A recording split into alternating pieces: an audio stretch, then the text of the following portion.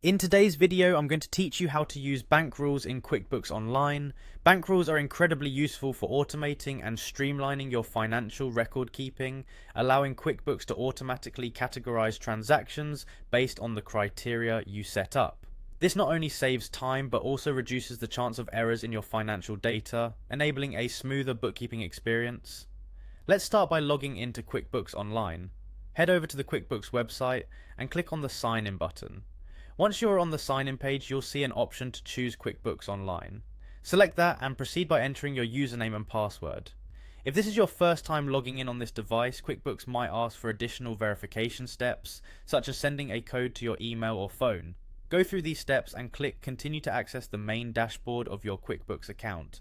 After you're logged in, navigate to your account settings. You can find the settings gear icon typically located in the upper right corner of your screen.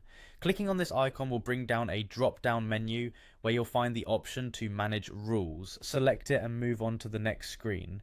Here, you'll want to create a new rule, and you can do this by clicking on the New Rule button. This is where the magic happens.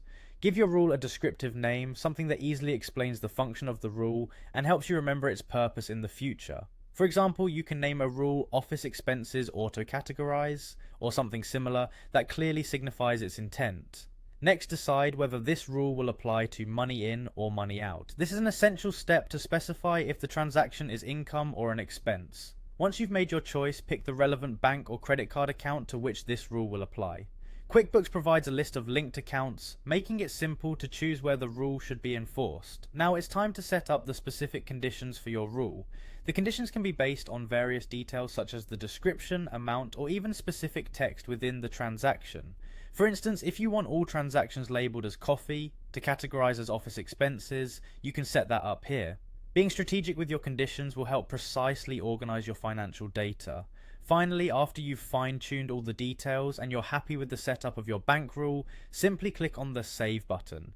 This ensures your rule is activated and ready to work on future transactions. And there you have it, you've successfully set up a bank rule in QuickBooks Online.